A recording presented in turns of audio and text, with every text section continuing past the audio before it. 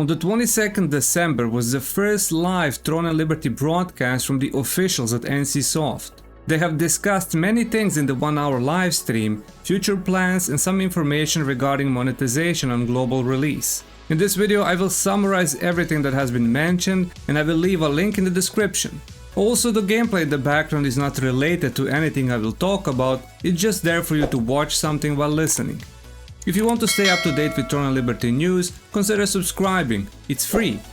The first thing that was discussed were the server instabilities and multiple bugs that started happening after the launch. They assured that all the information about bugs will be shared with players first and they will always announce their fixes. The goal with this is fast communication, with a great example that the future patch notes will be released one day before the patch goes live. The next big thing were questions about foreign players, bots and bans. They are well aware that there are many non-Korean players playing the game. The recent ban wave of over 9,000 accounts were all the players using bots, exploits and RMT. At this moment they have confirmed that they won't be banning any foreign players as long as they don't violate terms of service. They only focus on bots, exploiters and RMTers. Next were the plans for the future updates and update in January of 2024. Classes and weapons will continue to be balanced with the goal of having every class equally good. 3rd January is the next balance patch where staff nerfs will be reverted, curse explosion will be nerfed heavily, and the biggest thing is skill level transfer.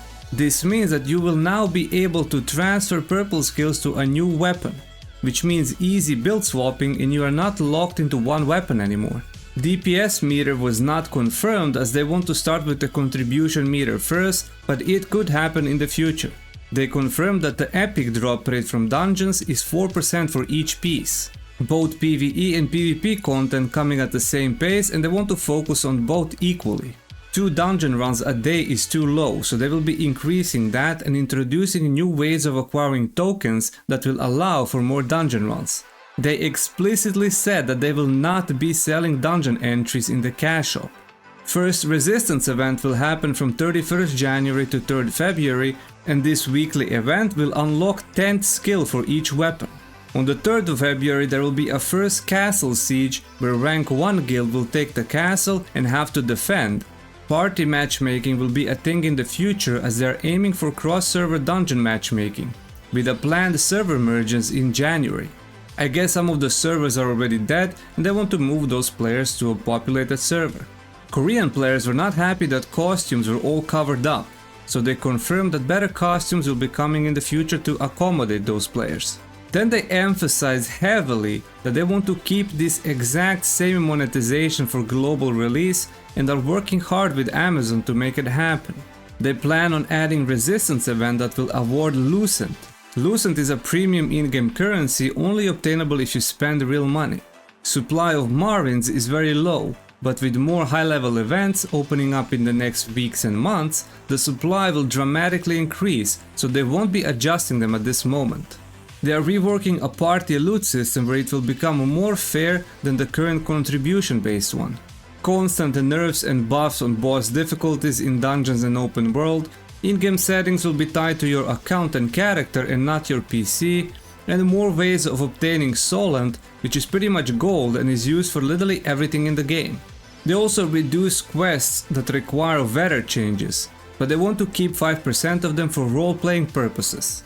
They said that auto-padding will not be added as they want players to move manually and explore the game and see the amazing world they created rather than just going AFK. They are adding more bosses in the solo tower, more drops from field bosses, but they are very careful of this due to bots. Once they have a way to deal with bots in a large quantities, they will increase those drop rates. Lastly, they want to keep the gap between hardcore and casual players minimal. And they understand that the current hardcore players don't have much to do in game. But level 50 events will be unlocking soon, so there will be more options for those players. And to increase PvP motivation, they want to increase the rewards and rework how they work.